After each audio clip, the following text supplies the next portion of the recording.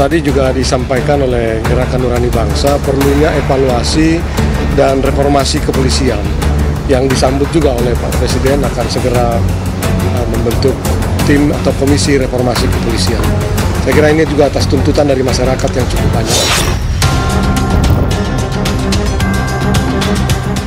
Tetapi apabila kita mendasarkan evaluasi dan perbaikan sistem ini secara kasuistis, maka saya pastikan ini akan bernasib seperti tim pencari fakta, tim gabungan, tim independen ini itu yang sekali selesai dan tidak bisa menyentuh akar persoalan secara fundamental. Dibutuhkan seorang sosok ya. Yang satu berintegritas tinggi dan masih mendambakan polisi itu baik. Dan yang kedua, yang tahu penyakitnya polisi dan bagaimana cara menyembuhkannya.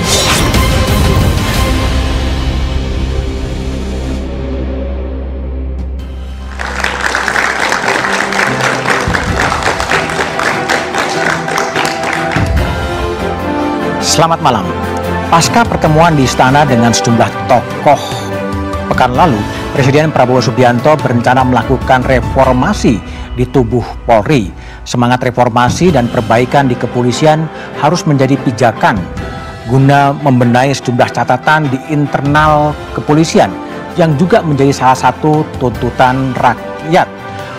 Polri untuk masyarakat seharusnya bukan hanya sebatas slogan, tapi juga menjadi tugas besar dan penting bagi seluruh jajaran di institusi kepolisian. Benarkah Presiden akan membenahi dan mereformasi institusi Polri? Atau ini hanya alasan untuk melecuti kewenangan dan mengganti pimpinan di kepolisian?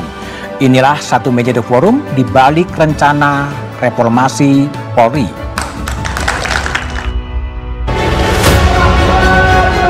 Desakan reformasi Polri menggema kembali pasca sejumlah kasus kekerasan yang dilakukan polisi saat menangani aksi demonstrasi.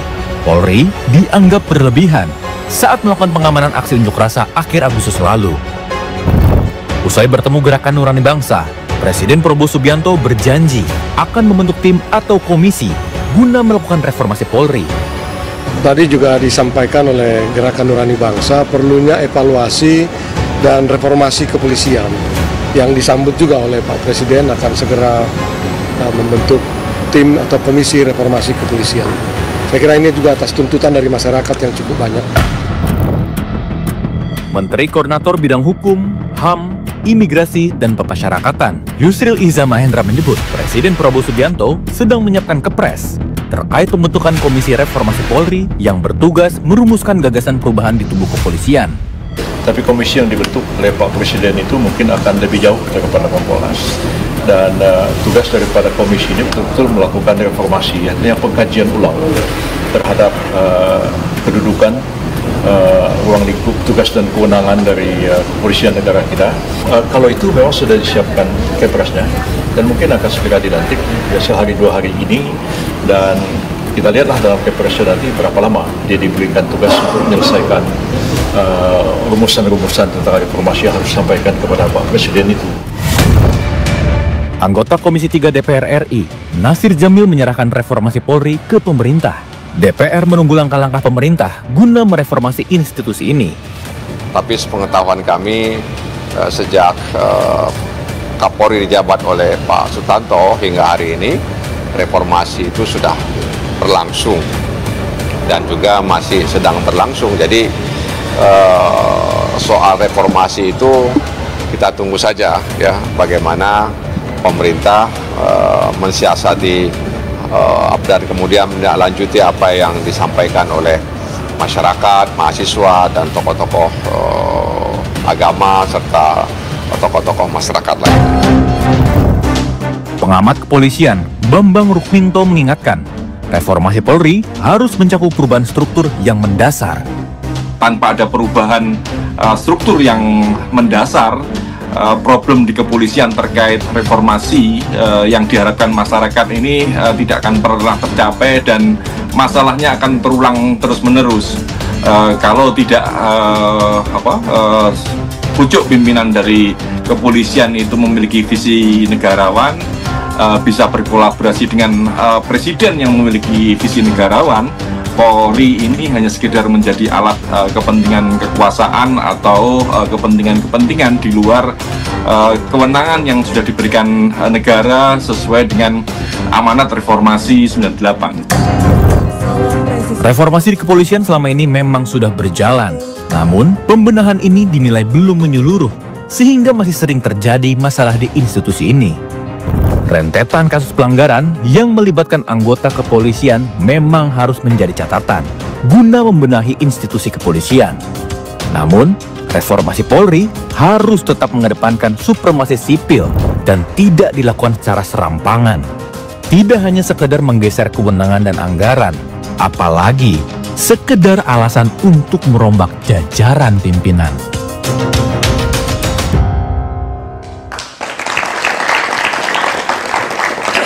Di balik rencana reformasi Polri adalah tema Satu Meja The Forum. Malam ini telah hadir di studio dari ujung sebelah kanan Beni Kaharman, anggota Komisi 3 DPR dari fraksi Partai Demokrat. Malam, Beni. Kemudian ada Muradi, mantan penasihat Kapolri dan juga guru besar ilmu politik dan keamanan Unpad. Malam, Muradi. Di sebelah kiri saya ada Khairul Anam, komisioner Kompolnas. Malam, Kak Anam. Dan di ujung sebelah kiri ada Laude M. Syarif, tokoh Gerakan Nurani Bangsa. Malam, Bang Laude. Bang Laude, saya akan tanya, reformasi kepolisian itu satu-satunya usulan dari GNB kepada Presiden? Bukan. Nah, sebenarnya itu yang diusulkan itu dikelompokkan 3 besar. Yaitu pertama, reformasi sektor politik. Reformasi sektor politik? Ya, yang kedua adalah reformasi sektor ekonomi supaya jangan ada ketimpangan ekonomi. Dan yang ketiga itu adalah supremasi hukum, aparat penegak hukum dan lain-lain termasuk anti korupsi HAM. Disitulah ada bagian polisi. Jadi itu polisi itu hanya merupakan satu subsection dari apa yang diminta oleh Gerakan Nurani Bangsa. Tapi hanya reformasi kepolisian yang sampai sekarang tampaknya bergaung dan disuarakan oleh istana. Ya, pada saat diberikan catatan itu kepada Bapak Presiden membaca sekitar 3 halaman yang kami berikan itu, ketika melihat bagian dari ada usulan untuk perbaikan tata kelola di kepolisian dan lain-lain itu, beliau mengatakan bahwa kita ini nggak pernah ketemu ya, tapi bapak-bapak ini mengetahui pemikiran saya. Itu kami sudah siapkan sebenarnya, kepresnya. Dia bilang begitu, jadi kami juga kaget. Jadi artinya dari beberapa usulan dari GNB hanya satu kemudian kebetulan sama dan itu yang kemudian diambil. Ya, dari beberapa usulan salah satunya itu kan GNB juga mengusulkan bahwa supremasi sipil itu penting di Indonesia. Kepada TNI itu diharapkan juga tidak memasuki wilayah-wilayah sipil. Tetapi terus terang yang hanya mendapatkan respons dari Presiden dalam diskusi sekitar hampir 3 jam itu yang reformasi polisi. Lalu ada keputusan Presiden soal reformasi kepolisian. Itu gimana sebetulnya? Kami tidak mengetahui sebenarnya. Karena waktu itu kan kami hanya mengusulkan dan ternyata Presiden mengatakan bahwa sudah disiapkan dan saya mendengar 2 hari terakhir ini dari Prof. Yusril Iza sudah mengatakan bahwa akan ada, sudah disiapkan bahkan, ya, jadi kurang tahu tinggal pengumuman mungkin sekarang. Tinggal pengumuman? Ya. Isinya dan apa skopnya, siapa saja orangnya, wallahualam bisa. Nggak tahu juga? Nggak tahu. Cak Anam, Kompolnas, ini tiba-tiba kemudian reformasi kepolisian bergema dan tadi Ahmad Doviri kemudian diangkat sebagai penasihat khusus termasuk reformasi polisi. Gimana Kompolnas melihat itu? Ya, yang pertama-tama memang sebenarnya langkah untuk melakukan perbaikan sepanjang yang kami awasi itu berjalan terus. Misalnya begini, dalam konteks keterbukaan soal siapa anggota polisi yang melakukan pelanggaran, itu diumumkan. Setiap tahun itu diumumkan. Tahun kemarin misalkan ada 2000 sekian orang yang melakukan pelanggaran. dan ditindak etiknya, sampai ada yang juga pidana, sampai juga ada yang pemecatan, jumlahnya banyak gitu. Terus penguatan di sektor paling bawah, misalnya Polsek, itu juga dilakukan, khususnya peran Babin Kamtipmas misalnya, ya itu dilakukan. Paradigma dari paradigma penegakan hukum semata-mata menjadi paradigma pelayanan, itu juga dilakukan, proses digitalisasi dan sebagainya. Makanya kalau misalnya dibayangkan ini reformasi, ada apa dalam konteks seperti ini? Ada apa? Nah, itu yang kami juga nggak tahu, karena misalnya polisi juga nggak tahu yang direform apa? Minimal kami ya, karena itu kan berjalan terus. Oh, itu berjalan terus. Misalnya begini, kita merasa bahwa pengawasan internal sama eksternal juga belum kuat. Nah, kami minta pengawasan eksternal dan internal diperkuat misalnya. Nah, itu sedang digodok. Atau misalnya penggunaan senjata. Kemarin Januari kemarin ada polisi nembak polisi misalnya. Itu kita minta SOP-nya dirubah. Terus ada diskursus, bahkan ada soal penelitian pakai lethal weapon. Ya, dari senjata yang mematikan menjadi senjata yang melumpuhkan, lebih humanis. Diskursus soal bahwa bagaimana tindakan represif dan eksesif dari kepolisian dikurangi, saat ini sedang digodok misalnya. Bagaimana misalnya paling sederhana, polisi menggunakan body cam misalnya. Lah, cuman memang antara penggunaan body cam sama politik anggarannya belum match gitu. Oke. Nah, jadi kami juga heran apa yang mau direformasi gitu. Oh, jadi nggak perlu ya. Oke, baik. Benny, anggota Komisi 3 DPR. Gimana Komisi 3 DPR melihat respon Presiden membentuk reformasi kepolisian? Ya, kalau saya sih melihat ini sebagai respon atas realitas kelembagaan institusi kepolisian selama ini. Harus memang diakui bahwa reformasi kepolisian sejak 98 itu hanya menyentuh aspek struktural ya. Struktural. Memisahkan institusi kepolisian dari institusi tentara. Jadi ini struktural. Yang lemahnya itu adalah kultural ini. Apa akibatnya kultural? Ya, satu tadi disinggung sedikit soal akuntabilitas. Akuntabilitas kerja polisi ini tidak jelas, ya. Kemudian juga politisasi. Bagaimanapun juga suka atau tidak suka, politisasi terhadap anggota Polri ini masih sangat menonjol selama ini. Kemudian yang ketiga, praktek mau sekolah, mau naik pangkat, promosi jabatan, ini kan duit semua. Duit?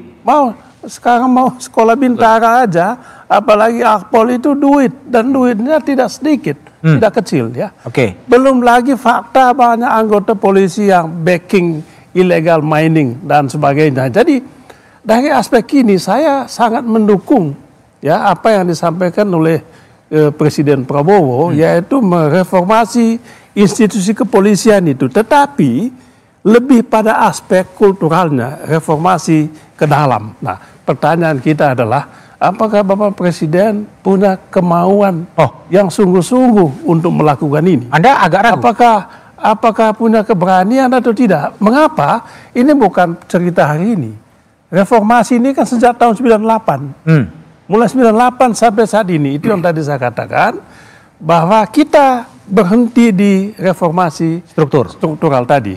Tapi kulturalnya ini kita boleh dibilang gagal.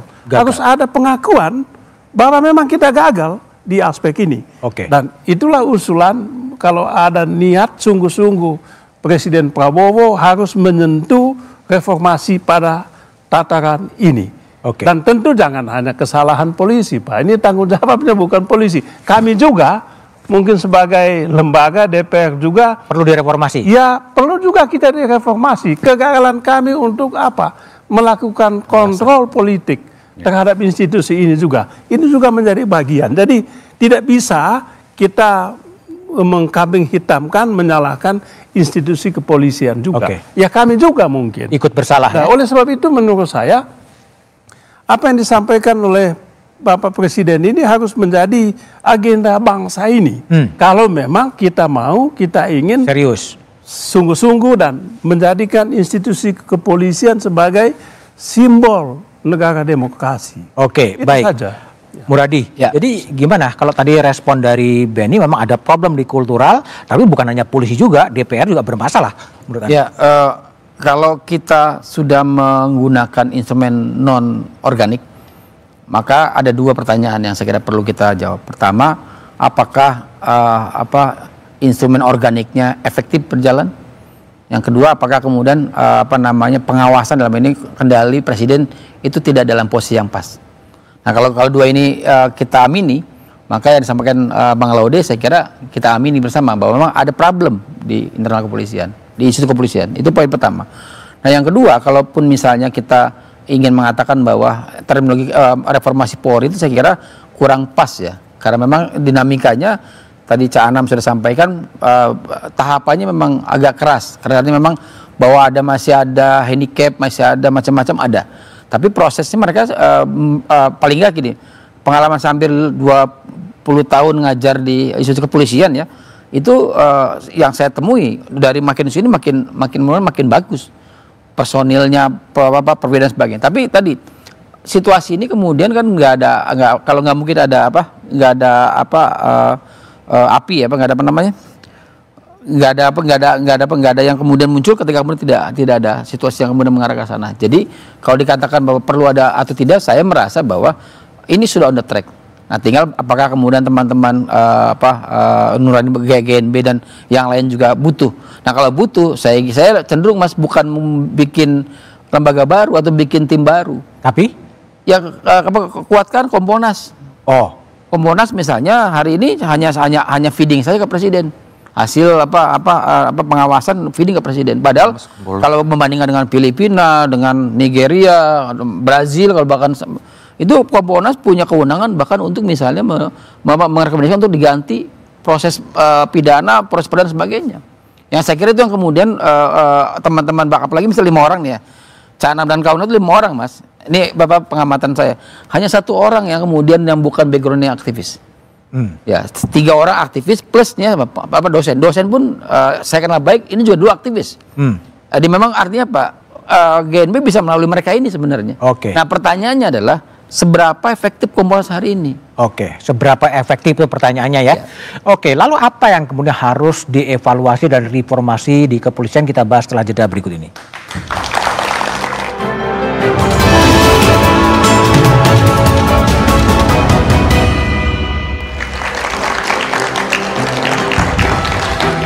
Masih bersama saya Budiman Tanurjo di satu meja The Forum. Cak Anam, Muradi mengatakan salah satu yang harusnya adalah Kompolnas yang lebih garang, yang lebih kuat melakukan kontrol. Memang ada kelemahan di Kompolnas ya? Kelemahannya banyak di Kompolnas itu, karena memang watak dasar sebagai lembaga pengawas kurang independen.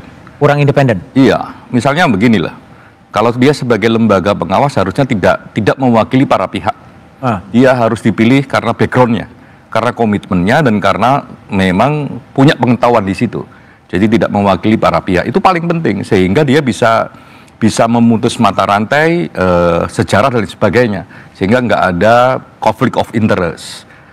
Itu paling penting. Nah, kalau itunya tidak bisa dijawab, ya Kompolnas sekeras-kerasnya kerjanya Kompolnas pasti nggak akan efektif. Hanya macan gitu, macan kertas gitu. Macan kertas sih enggak, tapi ya akhirnya kasuistis. Padahal kepinginnya kalau dalam diskursus dulu soal independensi Kompolnas, kelahiran kepolisian dalam rahim reformasi itu kan salah satunya Kompolnas. Kompolnas kan diharapkan juga independen, memastikan langkah-langkah kepolisian itu profesional dan humanis. Nah, itu kan penting. Lah, nggak mungkin Kompolnas bisa efektif kalau dia tidak independen. Ya profesional aja, jadi backgroundnya tidak mewakili para pihak. Kan ini kan ada 3 pihak nih, pemerintah, kepolisian, sama masyarakat.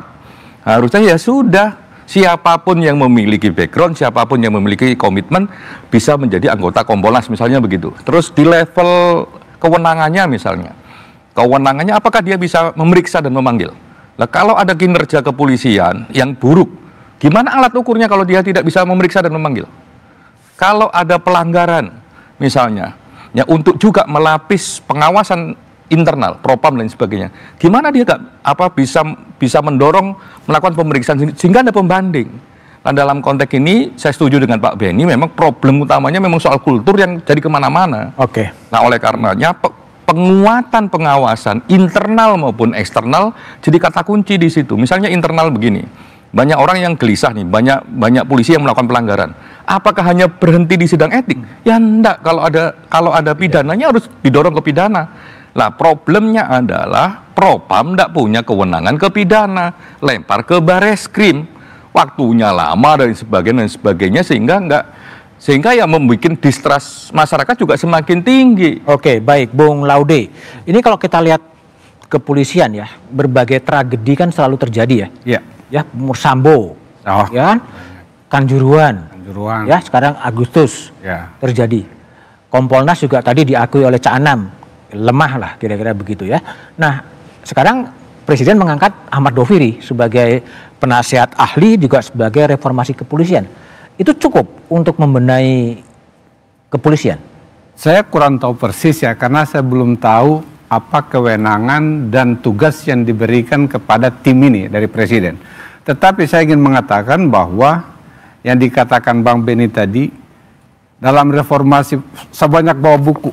Kebetulan kan bantuin polisi itu dari dulu. Dan hampir semuanya sebenarnya sudah dibikin gitu. Ini termasuk oleh akademisi, dunia luar maupun polisi sendiri. Makanya itu ada lambang polisinya.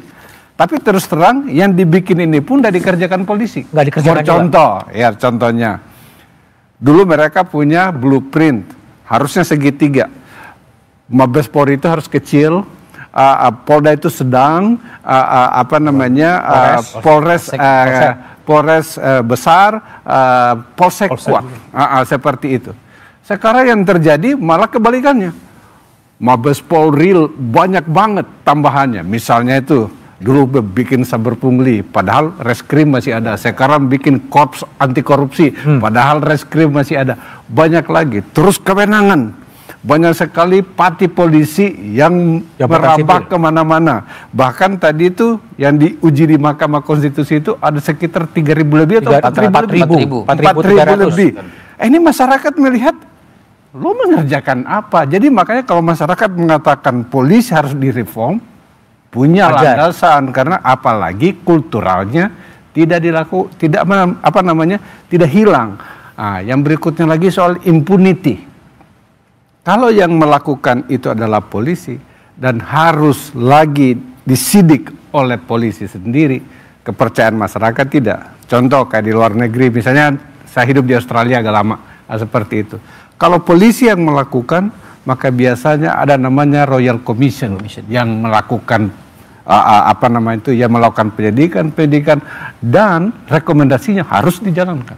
Tidak boleh ditawar-tawar. Di sini tidak. Misalnya contoh kemarin, ada polisi yang memeras yang pergi konser. Terus dia katakan bahwa dia melanggar etik berat. Sekarang ternyata sudah masuk lagi di Kompas, di mana. Oh, dia masih kerja itu di polisi sampai sekarang. Yang kayak begini-begini, ya melelahkan, Pak. Oleh karena itu, kalau misalnya Presiden mau benar, ya dia yang kultural ini dan keleluasaan bergerak yang tidak terkontrol ini harus dirapikan kembali sesuai blueprint polisi yang betul-betul. Karena apa? Kejahatan itu terjadi di mana? Di Polsek, di Polda dan lain-lain. Jangan melebar kemana-mana. Dan itu sebenarnya sudah dibikin oleh polisi sendiri. Seperti itu. Oke, Bung Beni, kalau kita lihat Bung Laude kan mengatakan sebetulnya di blueprintnya udah ada gitu loh, tapi nggak dikerjain. Ya, salah satu yang mengawasi secara politik kan DPR, Komisi 3, diam juga kira-kira. Betul sekali, itu yang tadi saya katakan. Kalau kita melihat sejak 98 itu sebenarnya sudah lengkap ini semua. Ya. Tadi disinggung soal pengawasan internal, ada semua itu. Coba untuk pendidikan itu ada Biro Vaksidik, kemudian ada Propam, Irwasum. Ya, jadi semua lengkap, Pak. Apa yang jadi masalah? Yang jadi masalah menurut saya ada resistensi di dalam juga. Resistensi untuk? Resistensi untuk mengubah ini. Ya, karena instrumen yang tadi saya sampaikan itu adalah alat untuk mengubah yang tadi saya bilang reformasi internal ini, kultural ini, reformasi kultural ini yang tidak jalan. Nah, katakanlah tadi misalnya Propam, ini mereka yang salah, mereka lagi yang adili, ya kan? Menurut saya kalau memang kita sungguh-sungguh begitu, ya kita undang atau di Propam itu kita libatkan orang luar, tokoh dari luar untuk bisa mengadili dan sebagainya, kecuali pidana ya. Jadi publik punya trust. Oh, proses ini ya yang terjadi adalah mereka yang melakukan kesalahan, mereka juga yang mengadili, mereka juga yang memutuskan. Sudah diputuskan tidak jalan juga. Saya kasih contoh misalnya ada pelanggaran etik ditangani oleh Propam. Ya paling apa? Dimutasi. Ya dimutasi kemudian dikurangilah gajinya dan sebagainya. Jadi ya kalau begini ya apa yang terjadi? Kemudian yang tadi disampaikan pengawasan eksternal DPR juga kayak kami ini. Ya menurut saya juga kita bertanggung jawab juga. Jadi kalau Komisi 3 atau Dewan juga disfungsi, maka pasti ya kontrol eksternal ini tidak akan. Kok bisa disfungsi? Kenapa DPR-nya? Ya macam-macam alasan lah ya. Salah satunya karena begini, yang namanya DPR ini kan 580 kepala. Oke. Ya kalau presiden kan 1, Pak. Terus kenapa? Kami 580 kepala. Kemudian 8 fraksi kan begitu. Jadi ya beda-beda. Ya masuk akal lah ya. Masuk akal apa? Masuk akalnya ya karena kepentingannya macam-macam kan di situ. Oke. Nah, misalnya ya kalau dulu ya ada masalah langsung panggil Kapolrinya, ya kan? Mestinya kasus kemarin itu 25 Agustus 28 itu langsung DPR panggil Kapolrinya. Sampai sekarang juga belum? Sampai sekarang tidak pernah dipanggil. Loh kenapa? Jadi, padahal ini kan penting. Kenapa nggak pernah panggil, Ben? Bukan DPR, tapi DPR itu kan wakil rakyat. Minta pertanggungjawaban polisi, ya Kapolri jelaskanlah. Loh ya pertanyaannya, Benny, kenapa nggak dipanggil? Ya itu kan pimpinan. Pimpinan itu siapa? Pimpinan DPR kan begitu, Bung. Loh kenapa nggak mau manggil? Nggak bisa. Saya sebagai anggota Dewan tidak bisa secara perorangan memanggil Kapolri. Oke. Paling yang saya lakukan itu ya media sosial juga. Karena nggak ada rapat juga kan. Hanya medsos ya. Oke, Muradi, gimana internalnya kemudian udah ada blueprint nggak jalan, DPR-nya pengakuan dosanya Benny juga disfungsi. Lalu siapa yang mau ngawasin kepolisian itu? Kalau kemudian Pak Kapolri mengatakan ya sebenarnya pimpinan yang harus bisa mengawasi. Ya, satu yang kita catat penting ya, kenapa kemudian polisi itu pisah dari militer ya di Indonesia itu adalah ada namanya Ankum yang atasan menghukum. Ini yang saya kira dalam banyak kasus itu juga kemudian tidak terlalu berjalan efektif. Terutama misalnya, apakah misalnya saya sering berkali-kali misalnya WA Kapolri langsung dan beberapa jajarannya berkaitan dengan misalnya dinamika yang ada di masyarakat. Saya cuma simpel begini. Ketika kemudian membaca 25, 28 gitu ya, 25 Agustus 28 itu kan ada eskalasi. Kalau dalam gerakan model gerakan massa itu kan dia akan kelihatan alurnya. Nah, itu yang saya kira dalam 28 itu tidak belajar dari 25. Makanya ketika 25, 26, 28, kemudian 29, 30 baru kemudian sadar bahwa memang ini nggak bisa dikendalikan. Padahal harusnya saya selalu bilang bahwa kalau itu kemudian diantisipasi dari 25, saya kira nggak akan kejadian sampai kemarin rame seperti itu. Kenapa? Karena ada dua hal, Mas. Pertama, rentang kendali itu bisa dilakukan. Saya belajar begini. Kalau kita lihat misalnya dari 2018 ya, dulu 2016, 17, 18, 19 puncaknya, waktu itu kalau nggak salah masih dengan Pak Tito Kapolri waktu itu, kemudian 2000 sebelum itu masih Pak Tito Kapolda misalnya, itu kan beliau benar-benar berlapis. Jadi memang fokusnya memang tidak menyebar kemana-mana. Hari ini kemarin itu yang saya kira tidak. Kenapa? Karena ada dua. Pertama tadi, yang kedua ini berkaitan soal pemahaman soal masa tadi. Saya bukan mengatakan bahwa Kapolda Metro tidak pengalaman, tidak. Hanya memang dinamika saat itu membutuhkan rekam jejak yang jauh lebih matang. Nah, kematangan itu yang saya tidak dapatkan dari tidak lihat. Paling tidak misalnya dari 25, 28, 29 ya. Saya ngamati di lapangan ternyata memang ada satu kebingungan sendiri. Gagap ya? Saya cenderung gak mungkin Pak Kapolda dulu berpengalaman misalnya di model-model Satgas gitu ya. Karena beliau kan belum pernah jadi Kapolda.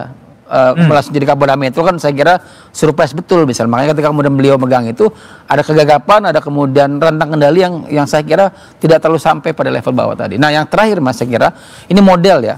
Nah, model hubungan antara polisi dengan pemerintah itu Indonesia itu bukan mengarah ke democratic policy, mengarah ke government policy. Apa itu government policy? Government policy itu adalah ketika kendali kontrol pemerintah itu terlalu masuk ke dalam kepolisian. Termasuk misalnya, mohon maaf sekali, pengenaan pasal, penangkapan orang dan seterusnya. Itu yang saya kira itu menjadi salah satu kritik dari teman-teman di GNB. Kenapa kemudian teman-teman polisi perlu di reform seperti itu? Oke, apakah kemudian reformasi kepolisian bisa mendapatkan wajah polisi yang lebih baik? Kita bahas setelah jeda berikut ini.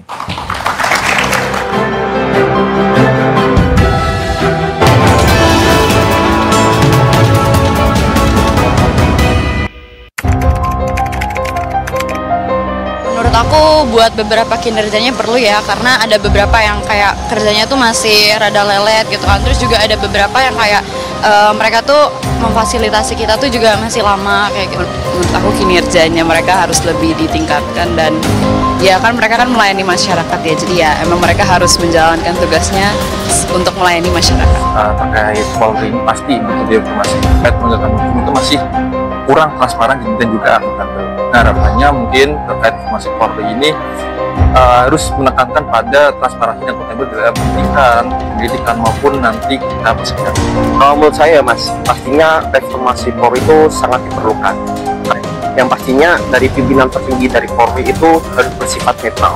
Yang dimana pasti pimpinan tertinggi itu sudah netral, pasti dari struktur ke bawahnya itu pasti mengikuti arahan dengan baik.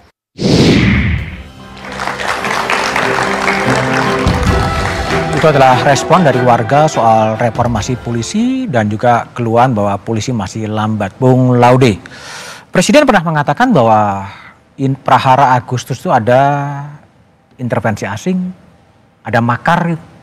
Sampai sekarang nggak terdengar ya. Itu apakah polisi kurang cepat menangkap atau gimana?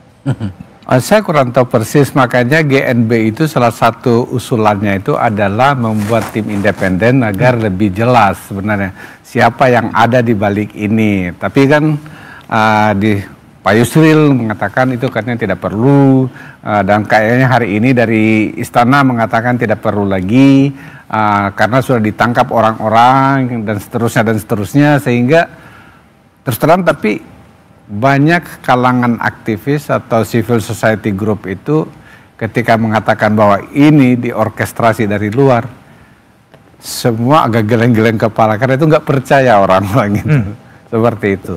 Tapi udah Bang Benny itu ditanyain ke Bang Benny, jangan ke saya. Oke, Bung Benny, jadi gimana? Ada makar, ada intervensi asing, ada koruptor yang mendanai gitu? Ya, saya juga nggak yakin begitu ya. Jadi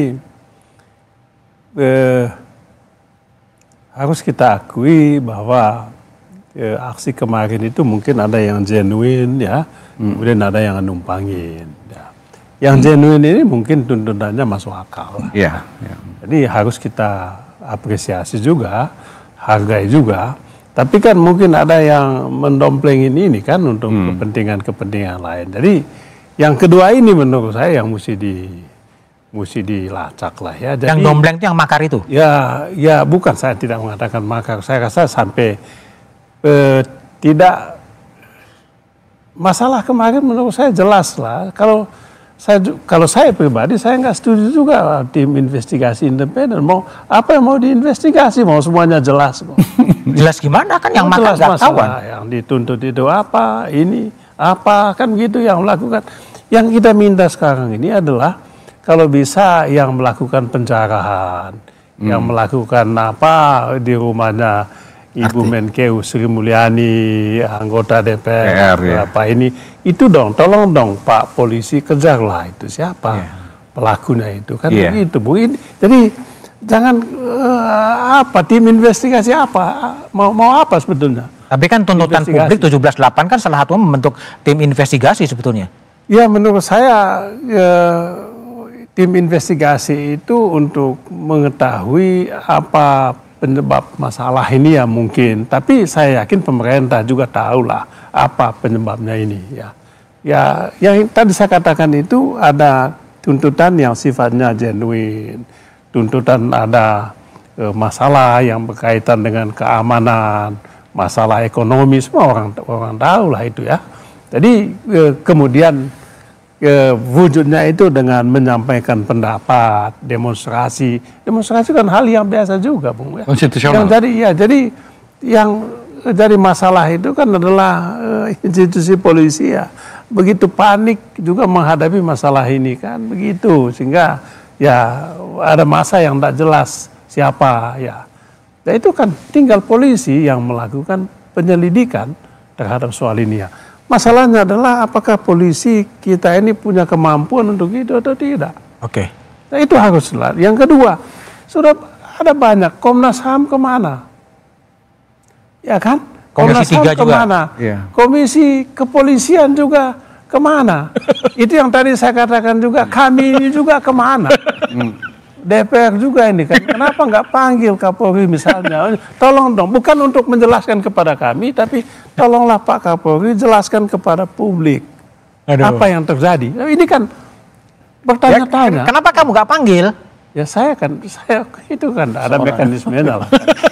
Di DPR ini kan ada mekanismenya. Jadi seperti itu masyarakat itu yang dituntut. Kalau mereka kan kesannya menyalahkan masyarakat. Ya. Padahal kami melihat bahwa mahasiswa dan masyarakat ini bukan pihak yang salah dalam demo khusus yang ini tuh. Sehingga mungkin perlu diketahui siapa sih sebenarnya yang dibalik itu. Oke. Saya jawab itu. Oke, Mur silakan. Ini gimana? Kompolnas. Oke, sebentar aku Muradi dulu. Mur, gimana nih? DPR-nya juga tidak berjalan, Kompolnasnya dianggap tidak ada, presidennya ngomong ada makar. Lalu apa yang terjadi sebetulnya? Ya kalau dalam saya konsep kepemimpinan lah ya, jadi kita kembali ke sana akhirnya. Ini kan orkestrasi di presiden, dan orkestrasi di Polri itu Kapolri. Jadi kalau dua-duanya ini nggak bisa menjalankan fungsi yang optimal ya kondisi seperti yang dibayangkan. Contoh begini misalnya, kalau kita menggunakan pendekatan makar misalnya, kita pakai perspektif apa hukum atau perspektif politik itu nggak ada. Kalau orang kemudian misalnya marah ngisi botol pakai bensin gitu. Kita bisa lihat motifnya memang untuk membuat situasi tidak berjalan efektif negara dan sebagainya, atau memang cuma sebatas untuk bikin kerusuhan dan sebagainya. Nah kalau itu yang dilakukan, saya kira ya kita kembali ke awal bahwa Kapolri itu kan bagian dari anak tanda kutip ya di bawah presiden. Nah presiden kemudian melihat ini sebagai bagian apa? Apakah menjadi bagian yang penting untuk kemudian ditata ulang atau bahkan ditata lebih baik, atau malah sebaliknya. Kalau kondisi yang disampaikan di awal bahwa kita ingin bahwa Polri tetap dalam skema masyarakat sipil yang demokratik kan begitu, dia menjalankan fungsi-fungsi memang seharusnya. Tapi kalau kemudian diarahkan pada level yang berbeda, itu yang saya kira juga perlu dilihat sebagai bagian yang perlu kita lihat apakah usulan ini genuine dari teman-teman GNB atau malah itu ada behind the scene atau sesuatu yang kemudian dianggap tidak jadi alat saja untuk kemudian membuat atau menutupi tanda kutip ya pemerintahan negara dalam mengontrol rentang kendali pemerintah ke Polri gitu. Oke, baik, kembali ke Kompolnas lah. Sejauh mana Kompolnas melihat ya bahwa ada intervensi asing, ada tindakan makar yang dilakukan dalam prahara Agustus? Oke, sebelum jawab itu saya tak jawab soal blueprint dulu, bentar aja. Jadi kalau dikatakan blueprint apakah jalan ataukah tidak, sebenarnya juga jalan, secara teknokrasi jalan. Ya, misalnya penguatan polsek yang saya tadi bilang, penguatan pelayanan, bagaimana mempercepat pelayanan, ada digitalisasi, bahkan pengaduan juga dibikin berklaster, pengaduan untuk reskrim, pengaduan untuk propam, itu langsung, ada ruang digital yang dibuat, ada kontrol langsung, ada target, ada hari dan sebagainya. Jadi di internal itu kalau ada pengaduan dari masyarakat, ya 3 hari atau 2 hari tidak respon, dievaluasi stafnya. Itu ada sebenarnya secara teknokrasi ya. Nah kalau soal peristiwa ini, sebenarnya kan peristiwa ini kita dibantu oleh masyarakat, ya banyak ruang digital, banyak fakta-fakta digital yang bisa ditelusurin gitu. Jadi sebenarnya apakah ada makar dan tidak ada makar? Oh, gampang, ya kan? Dunia digitalnya sangat banyak kok. Di Surabaya kenapa kok Gerahadi dibakar? Ya kan, wong padahal pagernya itu berat sekali. Ya kenapa kok tiba-tiba bisa dibuka? Misalnya begitu. Itu bisa dilihat siapa yang ada di situ. Kenapa? Ya karena ada yang bantu buka. Siapa yang bantu buka? Nah, itu ya, yang penting. tinggal dilihat sosial medianya kan ada. Di sosial media menunjukkan apa? Ya, tinggal dilihat. Lah artinya memang begini, kalau saya setuju sekali dengan adanya tim investigasi independen. Mau di bawah presiden maupun di bawah teman-teman Komnas HAM. Yang paling penting adalah independen dan profesional. Sehingga publik itu mendapatkan hak atas kebenaran gitu informasinya, sehingga dengan adanya hak atas kebenaran kita bisa bikin satu sistem biar tidak berulang kembali. Siapapun yang bersalah ya harus dihukum. Siapapun mekanisme yang bersalah ya harus diberesin mekanismenya. Misalnya begini, daripada kita di publik ini ribet misalnya. Ada Brimob nangkep Bais. Ada klarifikasi dari atasan masing-masing. Bener ataukah tidak? Wong videonya itu katanya sosial media, kayaknya betulan ini videonya. Misalnya begitu, ini bukan rekayasa misalnya begitu. Daripada ribet kayak begitu ya dibuka, diinvestigasi. Kalau itu memang ditugasin, misalnya dicek penugasannya mana. Yang bisa manggil itu ya Komnas HAM, misalnya begitu. Atau tim independen tadi. Atau tim independen. Kalau ada. Ya Komnas HAM aja misalnya begitu. Artinya begini, ayo kita belajar dari ruang kesalahan kita yang menghancurkan banyak minimal banyak bangunan kita hancur ya. Moral kita juga hancur begitu. Belajar dari situ, buka kebenarannya agar tidak berulang kembali. Masa kita udah punya banyak peristiwa berulang lagi gitu loh. Itu yang paling penting. Jadi apakah tim reformasi yang akan dibentuk Presiden akan bisa mengungkap misteri di balik perhara Agustus? Kita bahas setelah jeda berikut ini.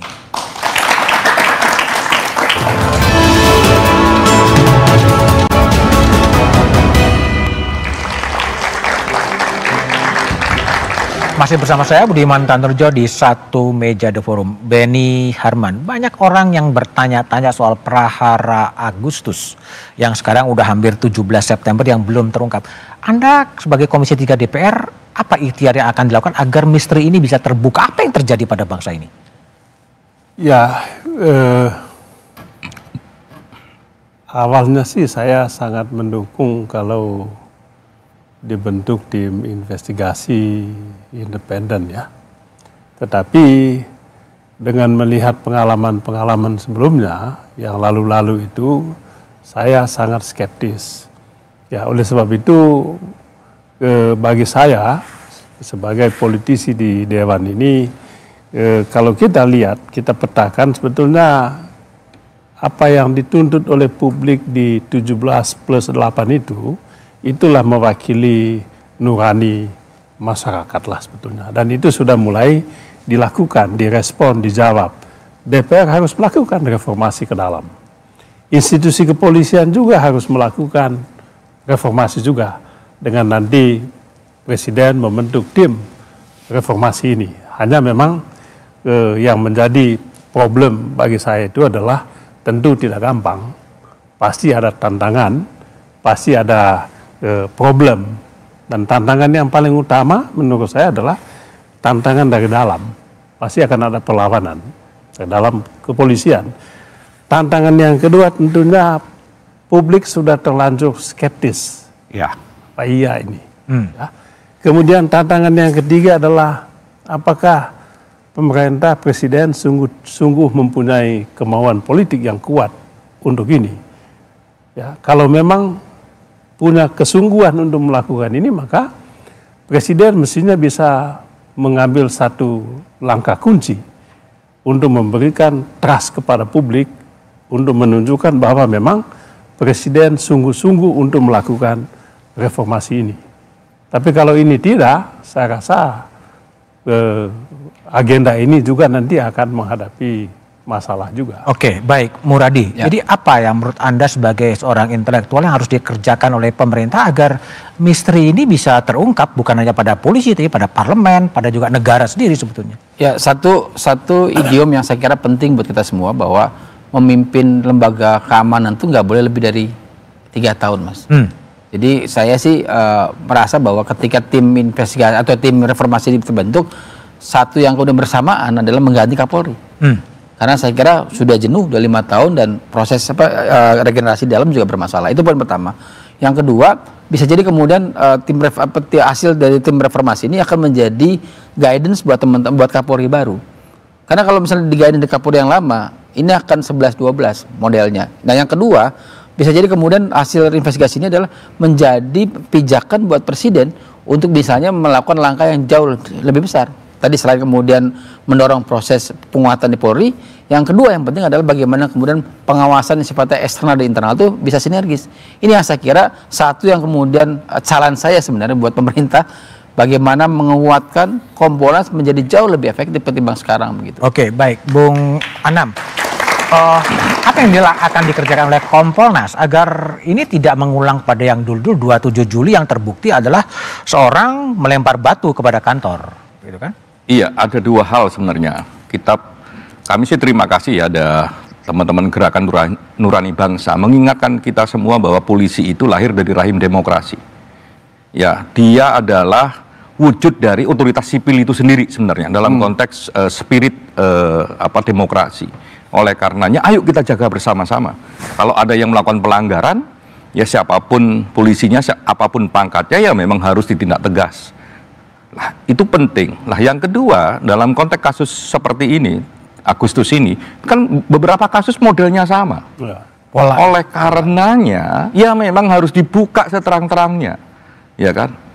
Dibuka seterang-terangnya agar kita bisa belajar dari situ.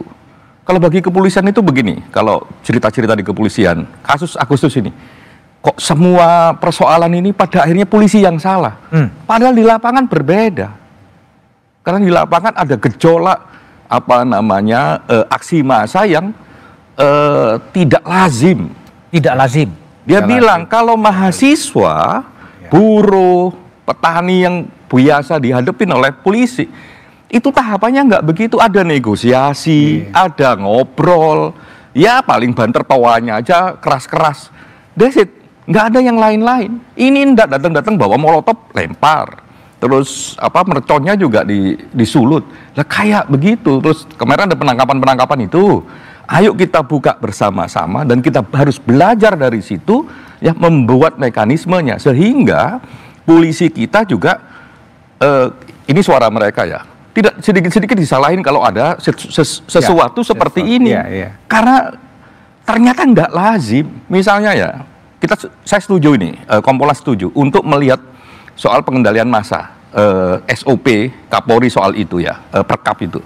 Ruangnya berbeda. Dulu orang digerakkan dengan selebaran, sekarang digerakkan dengan live TikTok dan sebagainya. Dan itu mobilisasi itu gila-gilaan dan ada yang memang main di situ. Makanya ayo kita ungkap. Kalau ini nggak kita ungkap, ruang digital kita, masyarakat kita yang sudah berubah akan mengalami hal yang sama. Pentingnya tim independen ya untuk mengungkap itu di situ. Kita harus belajar dari cara komunikasi masyarakat yang berubah, ancamannya juga berubah. Terus bagaimana menghadapi itu? Kalau enggak polisi salah terus ini. Baik, Bung Laude, GNB. Setelah sekarang bergerak pada reformasi kepolisian, apa yang mau dipres lagi oleh GNB? Ya, GNB itu adalah ingin menciptakan itu sebenarnya ada 2 yang diminta khusus kepada presiden itu. Satu, supremasi sipil. Supremasi sipil, bahwa ada pembatasan kekuasaan militer itu di dalam ranah sipil itu harus terbatasi. Oleh karena itu kan, maka yang perlu maju itu adalah harusnya polisi.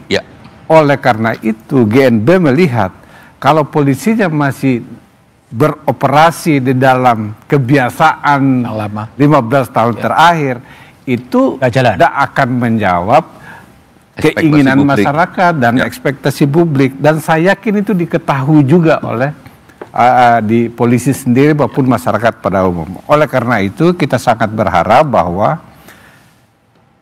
sistem demokrasi dan penghormatan atas hak-hak asasi manusia itu kan orang-orang tua ini yang GNB ini, yang muda itu cuma saya dengan Alisa yang menjadi tukang cucinya seperti itu, dengan Pak Lukman lah seperti itu. Yang lain ini selalu ingin melihat negara ini menjadi lebih baik ke depan.